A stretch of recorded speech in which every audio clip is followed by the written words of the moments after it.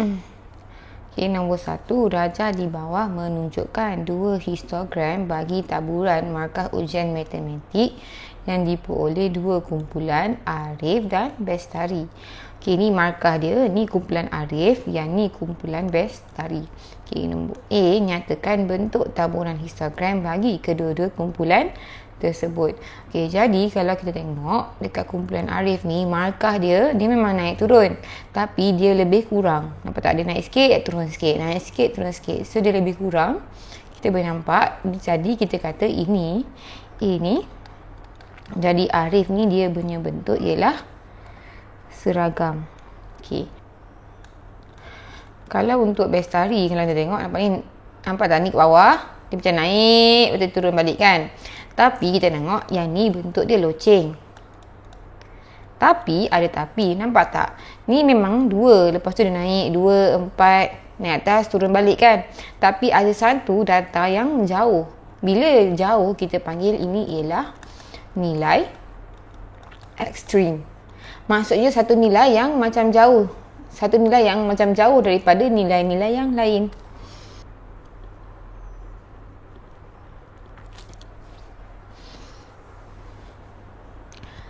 Dibandingkan serakan. Okey, bila cakap pasal serakan, maksudnya macam kita kata berselerak lah, lebih kurang kan. Jadi kalau kita tengok, yang ni lagi rata-rata markah dia. Semua range, semua nilai, semua kelas ada, nampak tak? Jadi kita kata, yang ni pula, sini sikit, ni tak ada, tiba-tiba ni banyak. Jadi kita kata, yang kalau kita nak kata dari segi serakan, kita boleh kata, jadi markah kumpulan Arif nak lagi terserak, nampak dia punya nilai markah lagi luas. Jadi terserak luas berbanding kumpulan Bestari. Nampak nilai markah dia, nampak macam-macam banyak markah ada, tapi sini si kumpulan manakah menunjukkan keputusan yang lebih baik berikan sebab. Bila cakap pasal keputusan, kita tengah cakap pasal markah. Jadi kita tahu lagi tinggi markah kita, lagi bagus. Okey.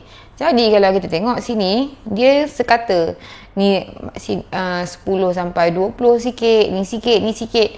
Tapi kalau kita tengok markah untuk kumpulan Bestari ni, kebanyakan dia semua ke arah markah yang lebih tinggi, 50, 60, 70, 80, nampak tak? Yang markah tinggi ni ramai bilangan murid yang dapat. Jadi kalau untuk C, kita kata yang manakah keputusan yang lebih baik ialah kumpulan Bestari dapat keputusan yang lagi baik. Kenapa? Sebab kebanyakan markah lagi tinggi. Okey, macam tu. Okey. Nombor 2, darjah di bawah menunjukkan kajian lalu lintas kereta di dua buah lokasi yang berlainan. Setiap lokasi mengambil catatan laju bagi 50 buah kereta. Jadi, kita tahu jumlah kereta ni 50. Okey, A nyatakan bentuk taburan bagi kedua-dua lokasi. Jadi kita ada A, kita ada B. Kalau kita tengok, sebelum kita tengok A, tengok B dulu boleh tak? Sebab kita tengok dia lebih kurang, naik dengan turun lebih kurang. Bila naik dengan turun lebih kurang, kita panggil bentuk loceng. Tapi kalau kita tengok yang warna pink ni, lokasi A ni, dia macam, nampak tak? Dia macam tinggi cepat sebelah sini, lepas tu dia turun slow dekat sebelah kanan. Kita boleh nampak naik tinggi cepat, turun macam ni. Ini kita panggil bentuk pencong. Nak tahu pencong belah mana, kita ambil yang turun slow ni.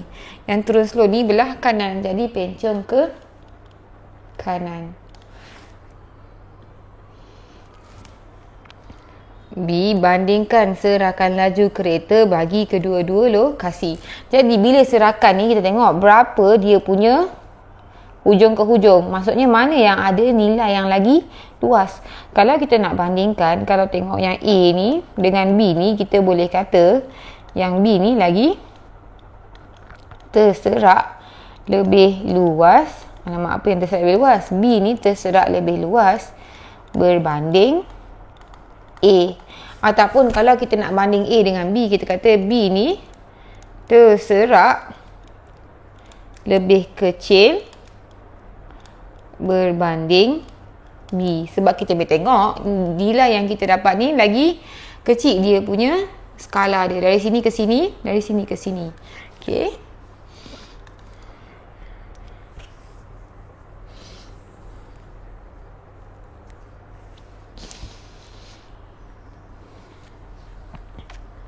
C. Pada pendapat anda, lokasi manakah mungkin mewakili kawasan lebuh raya dan kawasan perumahan? Jadi dia kata antara A dengan B ni, mana lebuh raya, mana kawasan perumahan. Kita tengok ni, sini nampak tak ini 120.5 ni, kita tahu ni ialah sempadan atas.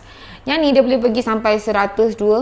Yang ni sampai ni tengah-tengah dalam 90 kan. Jadi dia kata kawasan lebuh raya dan kawasan perumahan.